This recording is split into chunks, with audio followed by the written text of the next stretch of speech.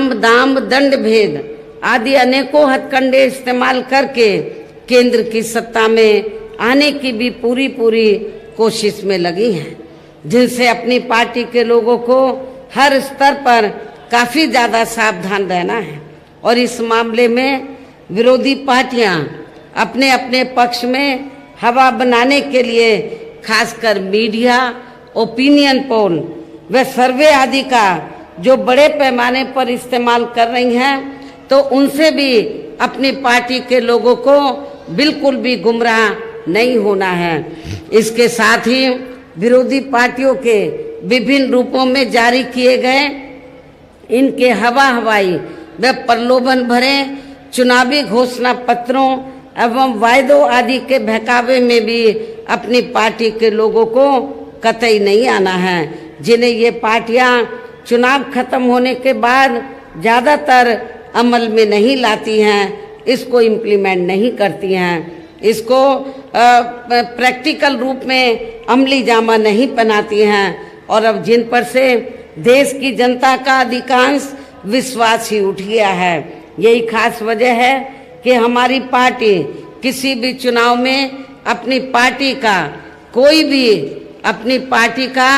कोई भी चुनावी घोषणा पत्र आदि जारी नहीं करती है। वैसे भी हमारी पार्टी किसी भी मामले में कहने में बहुत कम बल्कि कार्य करके दिखाने में ही ज़्यादा विश्वास रखती है। और इस बात का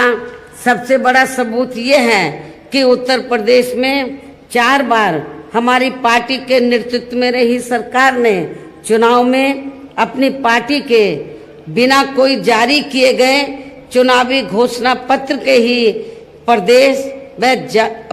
व आम जनहित में काफी कुछ ऐतिहासिक कार्य करके दिखाए हैं, जिनके अब देश में अधिकांश पार्टियों की सरकारें काफी उसकी नकल भी कर रही हैं। जबकि इस मामले में हमारी पार्टी का ये कहना है कि यदि इन पार्टियों के स्थान पर केंद्र में हमें अपनी पार्टी की सरकार बनाने का मौका मिलता है, तो तब फिर हमारी पार्टी की बनी सरकार केंद्र में यहाँ अब तक रही सभी विरोधी पार्टियों की सरकारों की तरह केवल हवाई व कागजी कार्य आदि नहीं करेगी, बल्कि उत्तर प्रदेश की तरह ही जमीनी हकीकत में ठोस कार्य करके दिखाएगी। और इस संदर्भ में खासकर मैं ये कहना चाहूँगी, केंद्र द्वारा देश में पिछले कुछ समय से अति गरीब परिवारों को अस्थायी तौर पर फ्री में जो थोड़ी सी खाद्य सामग्री दी जा रही है, तो उससे इनका स्थायी तौर पर भला होने वाला नहीं है। और इतना ही नहीं, मुझे ये भी मालूम हुआ कि चुनाव के दौरान बीजेपी और आरएसएस के लोग गांव-गांव में जाते हैं, अपना थैला लटका लेते हैं और गांव-गांव में जाते हैं और जाकर ये कहते हैं कि देखो मोदी जी ने तो आपको खाद्य सामग्री दी है, दाल दी है, आपको चावल दिया है, उसके साथ में नमक भी दिया है। आपको मोदी जी का नमक जरूर हलाल करना है। और आप लोग उनके बहकावे में आकर तो अपना वोट उनको दे देते हैं कि भाई नमक तो जरूर हलाल कर देना चाहिए। नमक खाया है मोदी का हमने, लेकिन आपको मैं ये बताना चाहती हूँ, ये नमक मोदी का नहीं है, बल्कि आप लोगों के टैक्स के पैसे का ये नमक है। इसमें मोदी की कोई मेहरबानी नहीं है। पूरे देश में जो जनता टैक्स देती है, उस टैक्स के पैसे से आप लोगों को ये नमक या दाल, चावल या आटा आदि दिया जाता है।